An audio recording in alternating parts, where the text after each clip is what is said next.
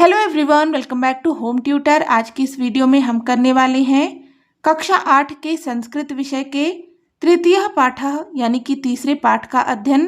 पाठ का नाम है सुभाषित रसम पीत्वा जीवनम सफलम कुरु। सुभाषित रस पीकर जीवन को सफल करें। इसका भाव होगा सुंदर वचनों को समझकर जानकर जीवन को सफल बनाएं। तो चलिए इस पाठ का अध्ययन करते हैं और इसके अर्थ को समझते हैं। तो यहाँ पर एक बच्ची अपनी दादी से कहती है, पितामही एकाम नूतनाम कथाम कथयतु। पितामही का अर्थ होता है दादी, एकाम यानी कि एक, नूतनाम नई, कथाम यानी कि कहानी, कथयतु यानी कि कहो या सुनाओ। दादी एक नई कहानी सुनाओ। दादी कहती हैं, वत्से त्वं प्रतिदिनं तु कथां शृणोषि अद्य नीतिश्लोकान् शृणु। वत्से यानी कि हे पुत्री, त्वं यानी कि तुम, प्रतिदिनं रोज, तु यानी कि तो, कथां कहानी, शृणोषि सुनती हो। पुत्री तुम रोज तो कहानी सुनती हो, अद्य आज, नीति श्लोकान् शृणु आज नीति के श्लोक सुनो। दादी कहती हैं, हे पुत्री तुम रोज तो कहानी सुनती हो, आज नीति के श्लोक सुनो।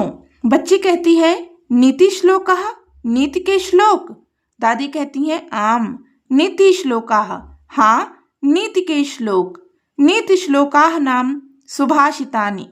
नीति श्लोक यानी कि सुभाषितानि अर्थात नीति के श्लोकों को सुभाषितानि कहते हैं।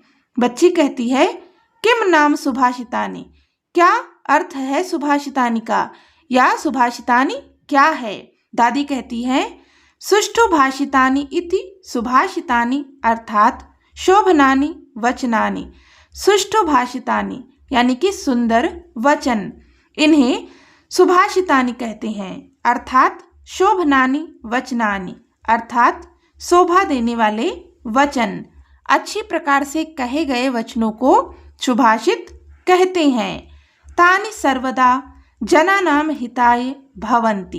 तानि यानी कि उनसे, सर्वदा हमेशा, जनानाम लोगों का, हिताय भला, भवन्ति होता है, उनसे हमेशा लोगों का भला होता है। बच्ची कहती है, सुभाषित पठनेन कः लाभः।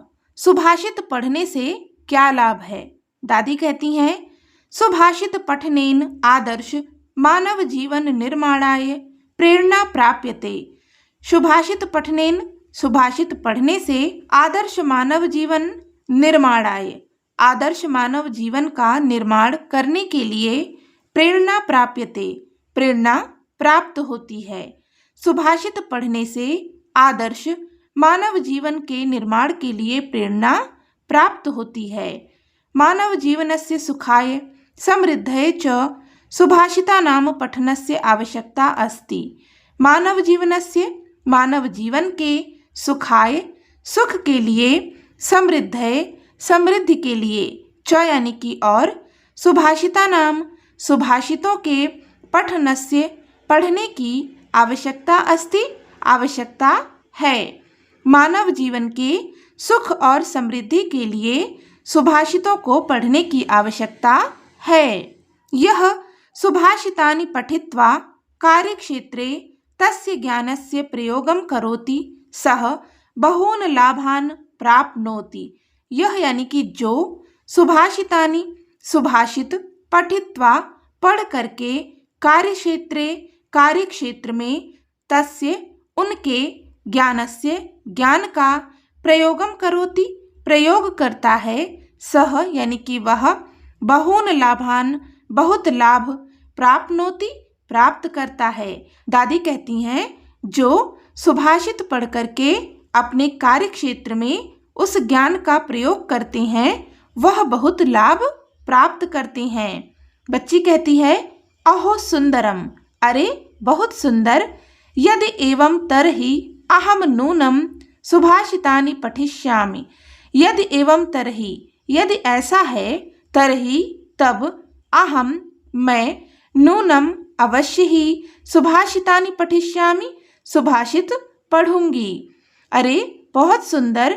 अगर ऐसा है तो मैं भी अवश्य सुभाषित पढ़ूंगी। दादी कहती हैं सुभाषितानि सुभाषित स्वकर्तव्यस्य, अपने कर्तव्यों का, अकर्तव्यस्य और अकर्तव्यों का यानी कि जो नहीं करना चाहिए, च यानी कि और, विषय विषय में स्पष्टतया स्पष्ट, मार्गदर्शनम मार्गदर्शन, कुर्वन्ति करते हैं। सुभाषित अपने कर्तव्यों का और अकर्तव्यों के विषय में स्पष्ट मार्गदर्शन करते हैं। अतः सर्वे अवश्यम सुभाषितानि पठन्तु, अतः इसलिए सर्वे सभी को अवश्यम अवश्य ही सुभाषितानि पठन्तु सुभाषित पढ़ना चाहिए, इसलिए सभी को अवश्य सुभाषित पढ़ना चाहिए।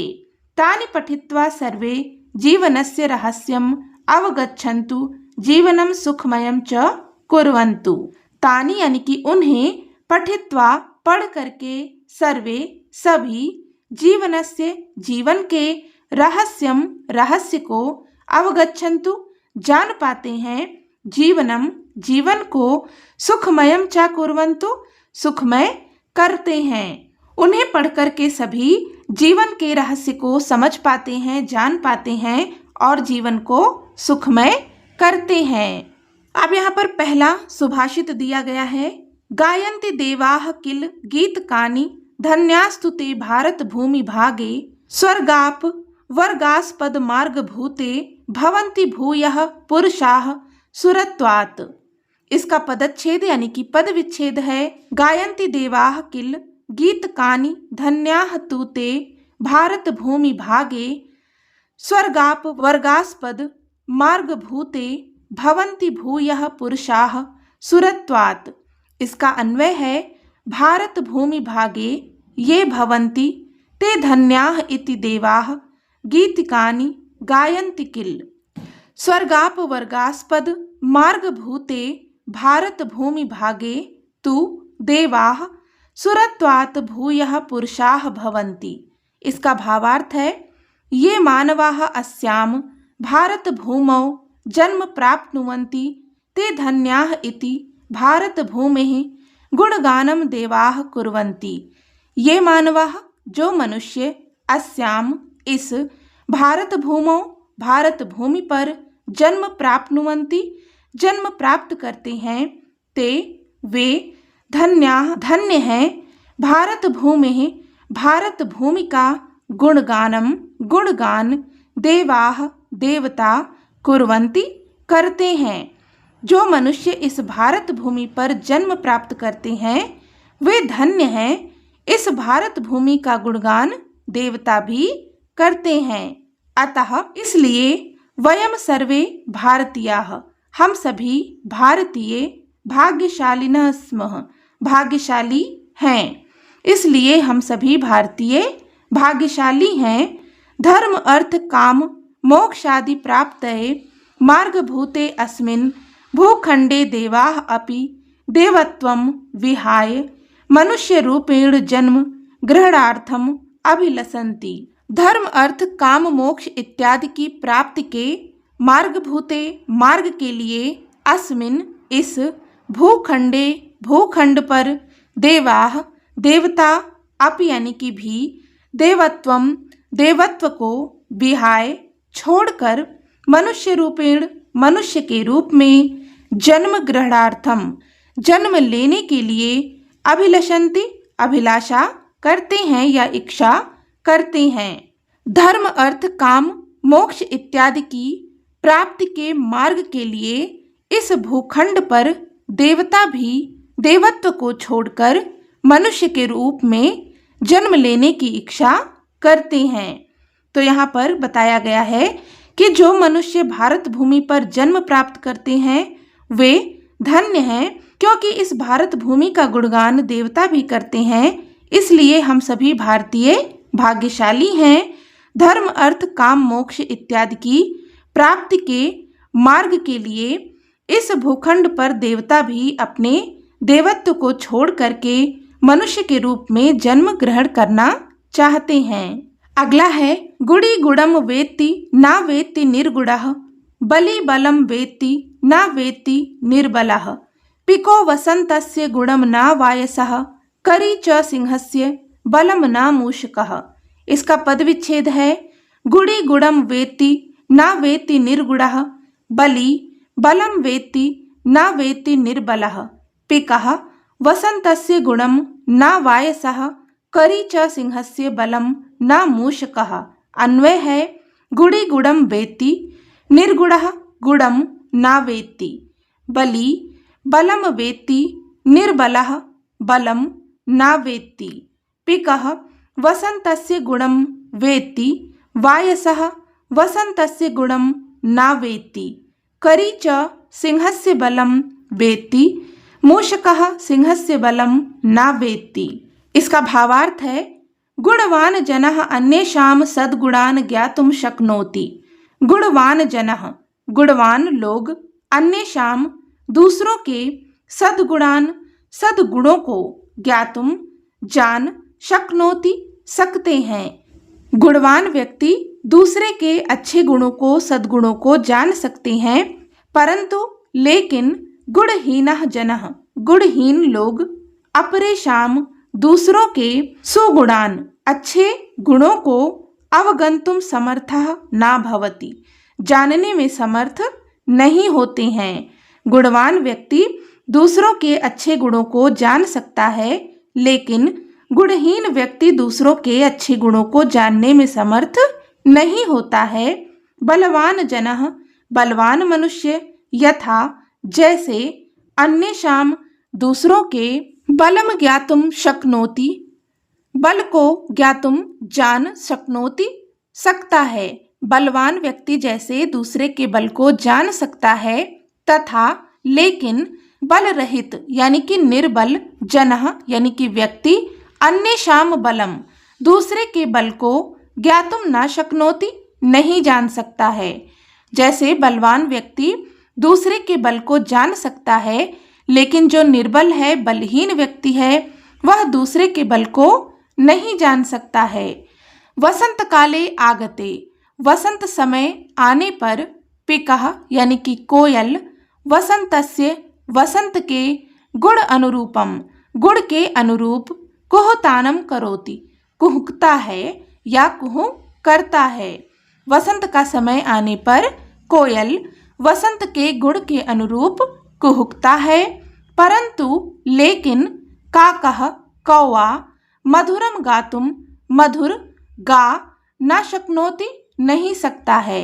लेकिन कौवा मधुर गीत नहीं गा सकता है, मीठा नहीं गा सकता है। गजः पशुराज सिंहस्य बलम जानाति गजः यानी कि हाथी पशुराज सिंहस्य पशुओं के राजा शेर के बल को जानाति जानता है। हाथी पशुओं के राजा शेर के बल को जानता है, किंतु लेकिन मूषकः चूहा तस्य बलम उसके बल को ज्ञातुम न पारयति जान नहीं सकता है। हाथी पशुओं के राजा शेर के बल को जानता है, लेकिन चूहा उसके बल को नहीं जान सकता है। अतः इसलिए योग्यः एव महत्वम ज्ञातुम समर्थो भवति न अयोग्यः। योग्यः यानी कि योग्य, एव यानी कि ही, महत्वम यानी कि महत्व को ज्ञातुम समर्थो भवति जानने में समर्थ होता है, न कि अयोग्य। अर्थात योग्य व्यक्ति ही किसी चीज के महत्व को जानने में समर्थ होता है, जो अयोग्य व्यक्ति है वह महत्व को नहीं समझ सकता। अगला है भवन्ति नम्रास्तर्वः फलोद्गमैः नव अम्बुभिः दूर विलम्बिनो घनाः अनुधृताः सत्पुरुषाः समृद्धिभिः स्वभाव एषैव परोपकारिणाम्। इसका पद विच्छेद है भवन्ति नम्राः तरवः फलोद्गमैः नव अम्बुभिः दूर विलम्बिनः घनाः अनुधृताः सत्पुरुषाः समृद्धिभिः स्वभाव एव एषः परोपकारिणाम्। इसका अन्वय है तरवः फलोद्गमैः नम्राः भवन्ति घनाः नव अम्बुद्भिः दूर विलम्बिनः भवन्ति सद्पुरुषाः समृद्धिभिः अनुधृताः भवन्ति, परोपकारिणाम एषः एव स्वभावः भवति। इसका भावार्थ है समयानुसारम वृक्षेषु फलानि जायन्ते। समयानुसारम समय आने पर या समय के अनुसार वृक्षेषु वृक्षों पर फलानि फल जायन्ते उत्पन्न होते हैं। समय आने पर पेड़ों पर फल उत्पन्न होते हैं। फल भारेण ते वृक्षाः नम्राः भवन्ति। फल भारेण फल के भार से, ते यानी कि वे, वृक्षाः यानी कि वृक्ष या पेड़, नम्राः भवन्ति झुक जाते हैं। फल के भार से वे वृक्ष झुक जाते हैं। तथैव उसी प्रकार नव जल ही नए जल से परिपूर्णाः भरे हुए मेघाः बादल अवनताः भवन्ति झुकते हैं। उसी प्रकार नए जल से भरे हुए बादल झुक जाते हैं। भूमिम प्रति जमीन पर आयंती आकर के, वृष्टिम यानी कि वर्षा, च यानी कि और, कुर्वंत यानी कि करते हैं। उसी प्रकार नए जल से भरे हुए बादल झुक जाते हैं और जमीन पर आकर वर्षा करते हैं। अस्मिन इस संसारे, संसार में, बहवः बहुत सारे, परोपकारिणाः जनाः परोपकारी लोग, संत यानी कि हैं। इस संसार में बहुत सारे परोपकारी लोग हैं। स्वसमृद्धि काले अपने समृद्धि के काल में यानी कि अपनी उन्नति के काल में, ते यानी कि वे, औद्धृत्यम न प्रकटयन्ति। औद्धृत्यम यानी कि घमंड को, अहंकार को, न यानी कि नहीं, प्रकटयन्ति प्रकट करते हैं। इस संसार में बहुत सारे परोपकारी लोग हैं। अपने समृद्धि काल में, अपनी उन्नति के काल में वे घमंड को प्रकट नहीं करते हैं। ते यानी कि वे सहृदयाः दयालु, विनम्राः विनम्र, च यानी कि और, संताः यानी कि होते हैं, सदैव यानी कि हमेशा, परोपकाराय परोपकार के लिए, यत्नशीलाः भवन्ति प्रयत्नशील होते हैं या प्रयत्न करते हैं। वे दयालु और विनम्र होते हैं, हमेशा परोपकार के लिए प्रयत्न करते हैं। ते परोपकारम व्रत रूपेण धारयन्ति। ते यानी कि वे परोपकारम परोपकार को, व्रत रूपेण व्रत के रूप में, धारयन्ति धारण करते हैं। वे परोपकार को व्रत के रूप में धारण करते हैं। उक्तम यानी कि कहा है, च यानी कि और, व्यास महर्षि ने, और व्यास महर्षि ने कहा है, परोपकारः पुण्याय पापाय परपीडनम। परोपकारः पुण्याय परोपकार पुण्य के लिए होता है, परपीडनम पापाय और दूसरों को परेशान करना, दूसरों को सताना पाप के लिए होता है। महर्षि व्यास ने कहा है कि परोपकार करने से पुण्य होता है और दूसरों को परेशान करने से पाप होता है। अगला है यथा चतुर्भिः कनकम परीक्षते निघर्षण क्षेदनम ताप ताड़नहि तथा चतुर्भिः पुरुषः परीक्षते कुलेन शीलेन गुणेन कर्मणा। इसका पद विच्छेद है यथा चतुर्भिः कनकम परीक्षते निघर्षण क्षेदन ताप ताड़नहि तथा चतुर्भिः पुरुषः परीक्षते कुलेन शीलेन गुणेन कर्मणा। इसका अन्वय है यथा निघर्षण क्षेदन ताप ताड़नहि चतुर्भिः उपायि कनकम परीक्षते तथा कुलेन शीलेन गुणेन कर्मणा च चतुर्भिः पुरुषः परीक्षते। इसका भावार्थ है स्वर्णकारः सुवर्णस्य। स्वर्णकारः यानी कि सुनार, सुवर्णस्य सोने की, शुद्धताम शुद्धता को, आकलयितुम आकलन करने के लिए या जानने के लिए, आदौ सबसे पहले, निकष प्रस्तरे पत्थर पर, निघर्षणम करोति घिसता है। सुनार सोने की शुद्धता का आकलन करने के लिए या जानने के लिए सबसे पहले पत्थर पर घिसता है।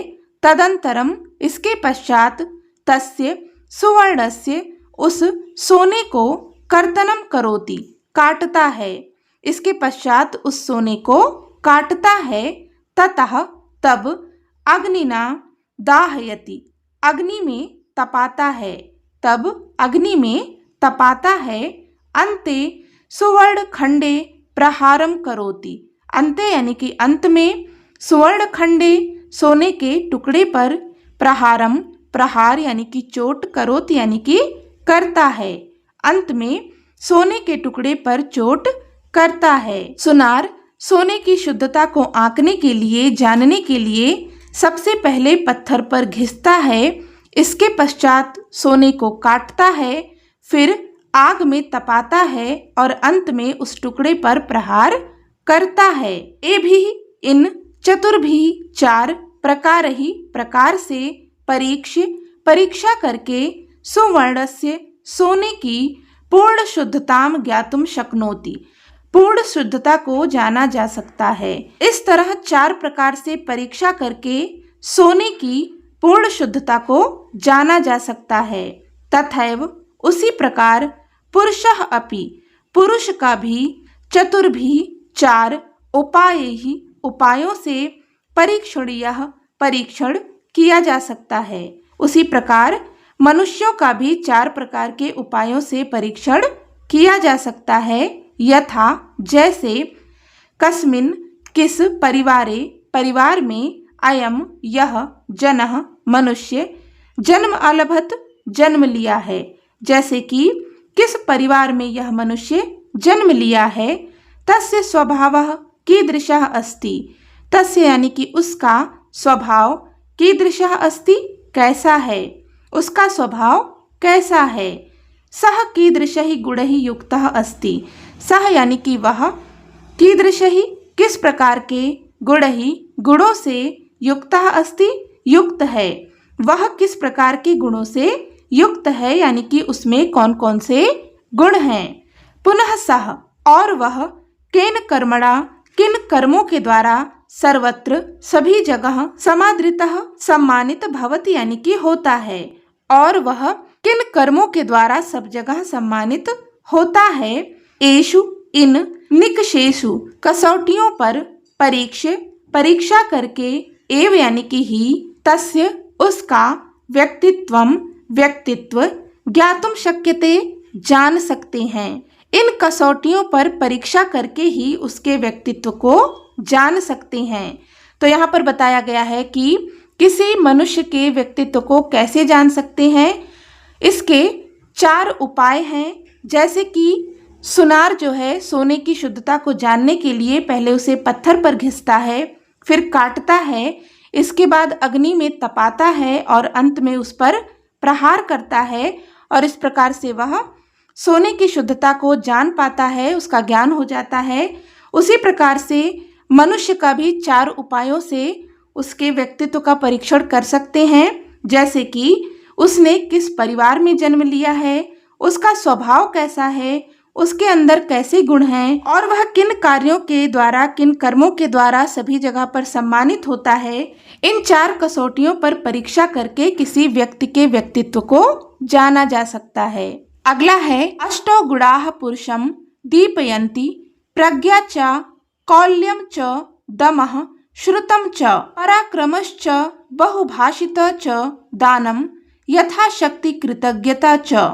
इसका पद विच्छेद है अष्टौ गुणाः पुरुषं दीपयन्ति प्रज्ञा च कौल्यं च दमः श्रुतं च पराक्रमः च अबहुभाषिता च दानं यथाशक्ति कृतज्ञता च। अन्वय है प्रज्ञा कौल्यम दमः श्रुतम पराक्रमः अबहुभाषिता च यथाशक्ति दानं कृतज्ञता च इत्येते अष्टौ गुणाः पुरुषं दीपयन्ति। इसका भावार्थ है अष्टभिः गुणैः युक्तः मानवः सर्वदा समाजे सम्मानं प्राप्नोति। अष्टभिः यानी कि 8 गुणैः गुणों से युक्त मानवः मनुष्य सर्वदा हमेशा समाजे समाज में सम्मानं प्राप्नोति सम्मान प्राप्त करता है। 8 गुणों से युक्त मनुष्य हमेशा समाज में सम्मान प्राप्त करता है। कौन कौन से 8 गुण हैं? विशेष ज्ञानम, विशेष ज्ञान, कुलीनता, अच्छे कुल में जन्मा हुआ, संयमः संयमी, वेद आदि शास्त्रों का ज्ञान, पराक्रमः पराक्रमी यानी कि वीर, अल्पभाषिता कम बोलने वाला, सामर्थ्य अनुसारम दानशीलता सामर्थ्य के अनुसार दान देने वाला, कृतज्ञता कृतज्ञ, च यानी कि और, इति एते ये अष्टो गुणाः सन्ति 8 गुण हैं। मानवः मनुष्य उत्तम गुणान उत्तम गुणों का आश्रित्य आश्रय लेकर सम्मानितः भवति सम्मानित होता है। मनुष्य उत्तम गुणों का आश्रय लेकर सम्मानित होता है। अतः उक्तम इसलिए कहा गया है, गुणवान पूज्यते नरः, अर्थात गुणी मनुष्य की पूजा होती है, गुणवान व्यक्ति पूजा जाता है। तो यहाँ पर हमें बताया गया है कि 8 प्रकार के ऐसे गुण हैं जो मनुष्य के अंदर अगर होते हैं तो वह हमेशा समाज में सम्मान प्राप्त करता है। वे 8 गुण हैं: विशेष ज्ञान, कुलीनता, संयम, वेद शास्त्रों का ज्ञान, पराक्रमी, कम बोलने वाला, सामर्थ्य के अनुसार दान देने वाला और कृतज्ञ। ये 8 गुण हैं जिस मनुष्य के अंदर होते हैं। इनका आश्रय लेकर के वह मनुष्य समाज में सम्मानित होता है। जैसा कि कहा गया है कि गुणवान मनुष्य की हमेशा पूजा होती है। अगला है, ना सा सभा यत्र ना सन्ति वृद्धाः, वृद्धा न ते ये न वदन्ति धर्मं, धर्मः स नो यत्र न सत्यम अस्ति, सत्यम न तदछलनम अभ्युपैति। इसका पद विच्छेद है, ना सा सभा यत्र ना सन्ति वृद्धाः, वृद्धाः न ते ये न वदन्ति धर्मं, धर्मः सः नो यत्र न सत्यम अस्ति, सत्यम न तद यद छलनम अभ्युपैति। इसका अन्वय है, सा सभा न अस्ति यत्र वृद्धाः न सन्ति, ते वृद्धाः न सन्ति ये धर्मं न वदन्ति, सः धर्मः न अस्ति यत्र सत्यम न अस्ति, तत् सत्यम न अस्ति यत् छलम अभ्युपैति। इसका भावार्थ है, अस्मिन् संसारे विविधाः सभाः भवन्ति। अस्मिन् संसारे इस संसार में, विविधाः बहुत सारे, सभाः सभाएं, भवन्ति होती हैं। इस संसार में बहुत सारी सभाएं होती हैं। सभासु सभाओं में, जन समागमः लोगों की भीड़, भवति होती है। सभाओं में लोगों की भीड़ होती है। बहुभाषणम प्रचलति, बहुत सारे भाषण होते हैं या चलते हैं।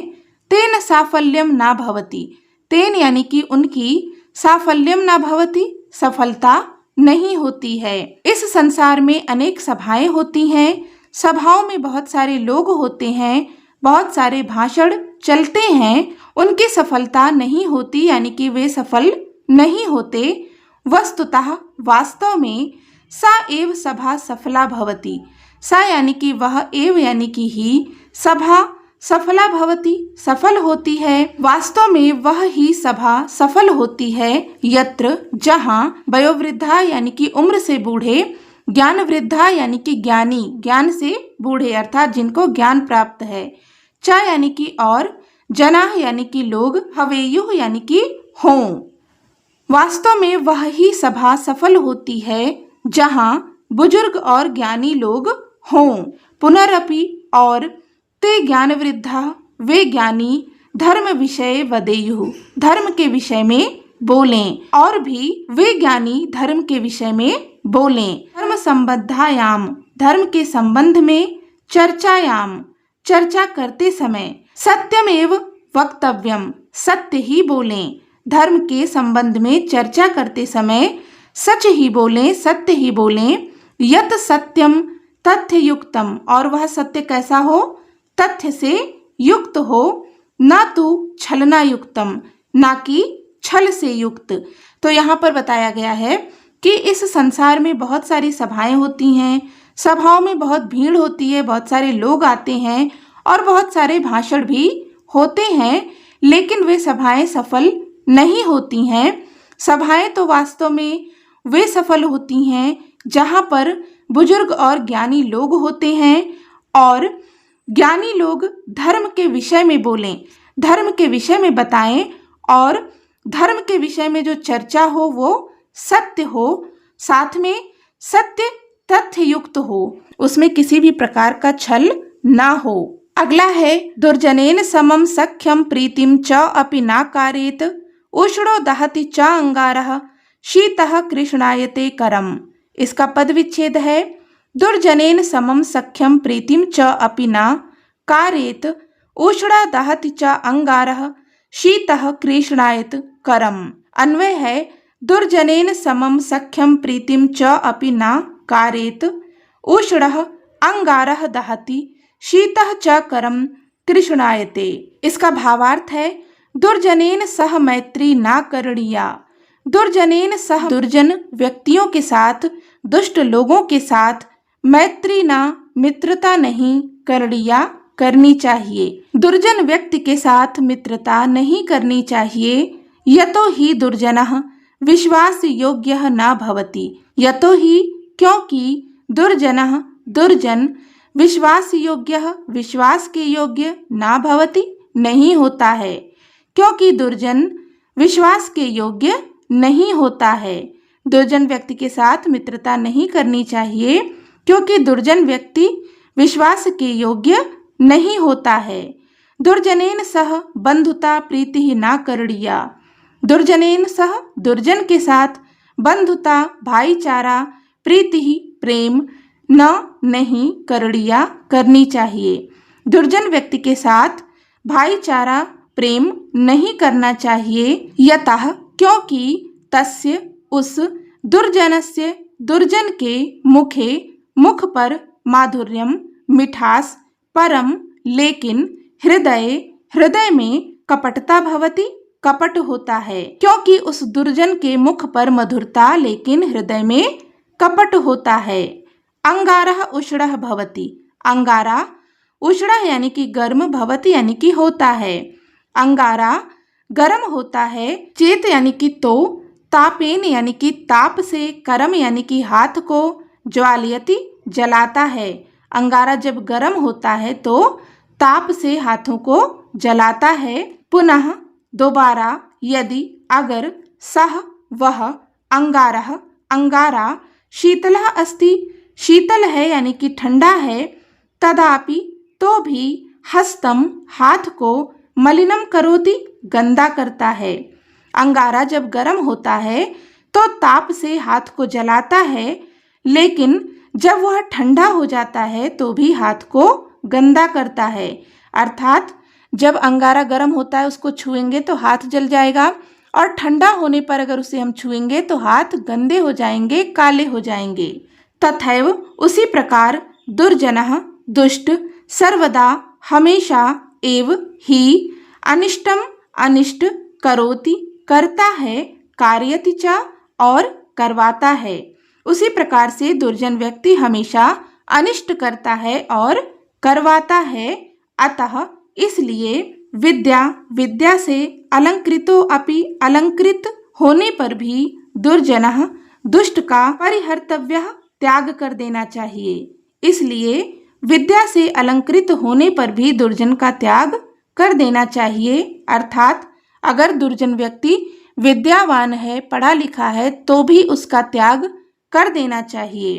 तो यहाँ पर बताया गया है कि जो दुर्जन व्यक्ति होता है उसके साथ में मित्रता नहीं करनी चाहिए क्योंकि वह विश्वास करने योग्य नहीं होता। उसके साथ में किसी प्रकार का प्रेम भाईचारा नहीं करना चाहिए क्योंकि दुर्जन व्यक्ति के मुख पर मिठास होती है लेकिन हृदय में कपट होता है। जैसे अंगारा जब गर्म होता है तो अपने ताप से हाथों को जला देता है और ठंडा होने पर अगर उसे छुएं तो भी वह हाथों को गंदा करता है। इसी प्रकार से जो दुर्जन व्यक्ति है वह अनिष्ट करता है और अनिष्ट करवाता है। इसलिए अगर दुर्जन व्यक्ति पढ़ा लिखा है तो भी उसका त्याग करना चाहिए, उसके साथ में नहीं रहना चाहिए। यथा ही एकेन चक्रेण न रथस्य गतिर्भवेत् एवं पुरुषकारेण बिना दैवम न सिद्ध्यति।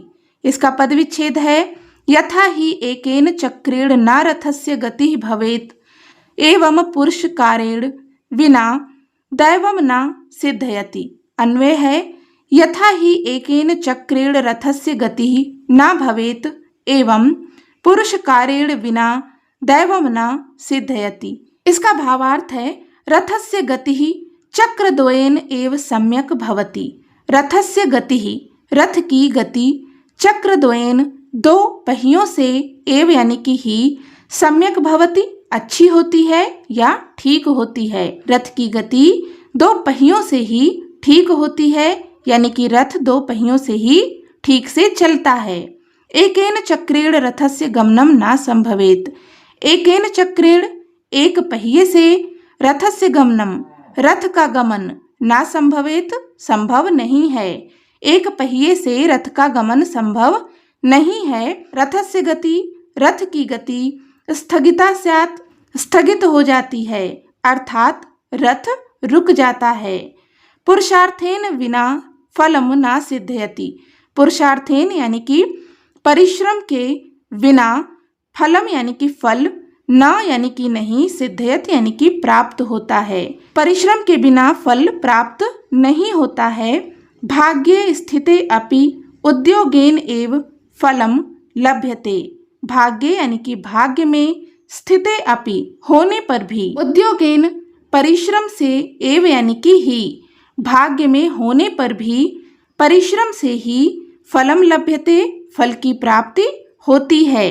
भाग्य में होने पर भी परिश्रम से ही फल की प्राप्ति होती है। अत्र यानी कि यहाँ अनुभूयते अनुभव किया जाता है। यत की प्रयत्नः प्रयास भाग्यम भाग्य च यानी कि और मानव रथस्य अर्थात मानव रथ के द्वय चक्रे स्तः दो पहिए हैं। यहाँ अनुभव किया जाता है कि प्रयास और भाग्य मानव रथ के दो पहिए हैं। उक्तम अपि कहा गया है उद्यमेन ही सिद्धयन्ति कार्याणि न मनोरथैः। उद्यमेन ही परिश्रम से ही सिद्धयन्ति सिद्ध होते हैं कार्याणि कार्य न नहीं मनोरथैः इच्छा से। परिश्रम से ही कार्य सिद्ध होते हैं ना कि इच्छा करने से। तो यहाँ पर परिश्रम के महत्व को बताते हुए कहा गया है कि रथ की गति दो पहियों से होती है यानी कि रथ दो पहियों से चलता है। एक पहिए से रथ नहीं चल सकता है रथ रुक जाएगा। इसी प्रकार से परिश्रम के बिना फल की प्राप्ति नहीं होती है। भले ही भाग्य में कोई चीज हो उसे भी प्राप्त करने के लिए परिश्रम करना पड़ता है तभी फल की प्राप्ति होती है। केवल सोच लेने से कोई चीज नहीं मिल जाती। किसी चीज को पाने के लिए परिश्रम करना पड़ता है।